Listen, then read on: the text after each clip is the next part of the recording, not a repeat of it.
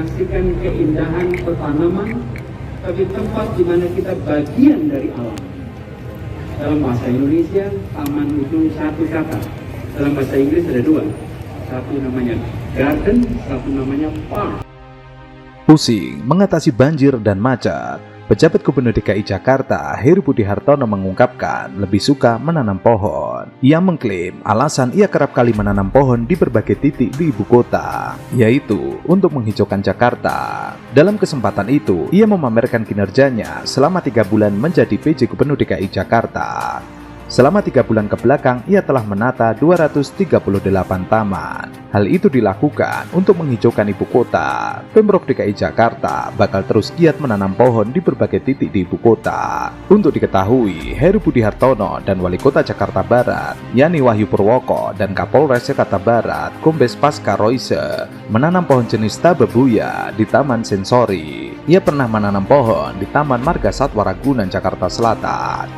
Sementara itu, Taman Tebet atau yang sekarang dikenal dengan nama Tebet Eco Park yang direvitalisasi mantan Gubernur DKI Jakarta Anies Baswedan dinobatkan sebagai taman kota terbaik dalam penganugerahan penghargaan Adipura. Tentu saja penghargaan ini diklaim oleh para buzzer politik sebagai kerja Heru Budi Hartono. Padahal penghargaan dalam bentuk plakat Adipura kategori taman terbaik ini adalah kerja Anies Baswedan. Plakat Adipura tersebut diterima langsung oleh Wali Kota Jakarta Selatan, Munjirin, dari Menteri Lingkungan Hidup dan Kehutanan, Siti Nurbaya. Dalam kesempatan ini, Munjirin juga menerima Piala Adipura kategori Kota Metropolitan, seperti wilayah kota kabupaten lainnya di Jakarta. Ini berkat kerjasama semuanya.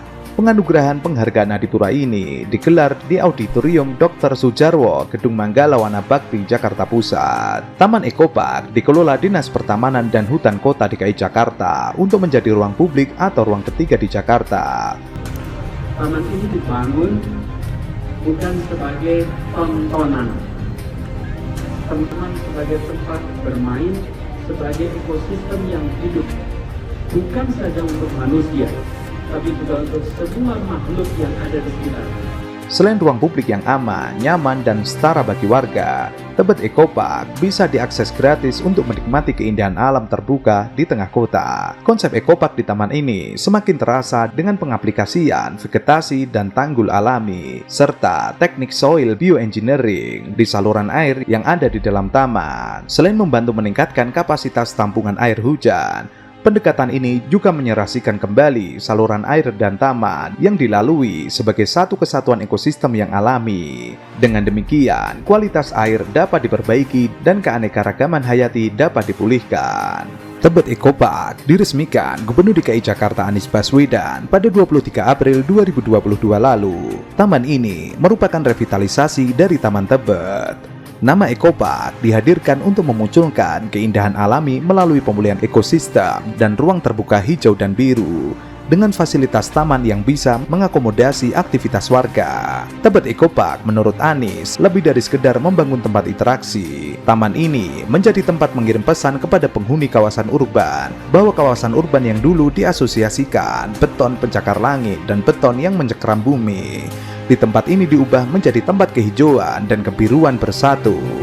Tebet Eco Park menjadi mode ideal pembangunan taman di ibu kota. Seiring pertumbuhan kota yang pesat, kehadiran taman semakin dibutuhkan oleh warga sebagai tempat interaksi antar warga atau warga dengan alam. Anies dalam akun Instagramnya sempat menyampaikan, Tebet Eco Park merupakan taman berskala besar ketiga yang direvitalisasi Pemprov DKI Jakarta. Ia berharap taman-taman di Jakarta ramah anak dan keluarga setelah direvitalisasi.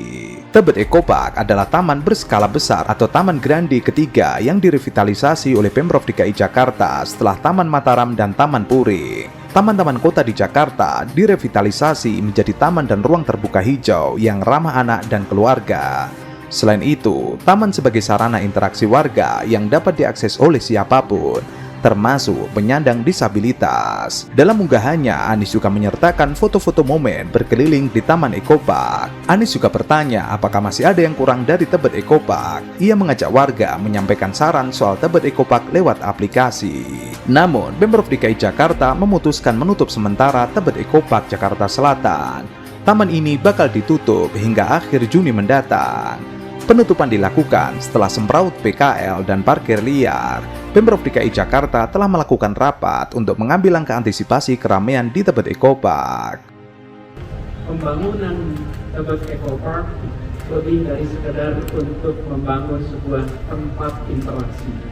Ini harus menjadi tempat mengirimkan pesan kepada kita semua, penghuni kawasan urban dimanapun berada, khususnya di Jakarta, bahwa kawasan urban yang dulu diasosiasikan sebagai tempat beton-beton pencakar langit, di tempat ini diubah menjadi sebuah tempat di mana hijauan dan kebiruan bersatu.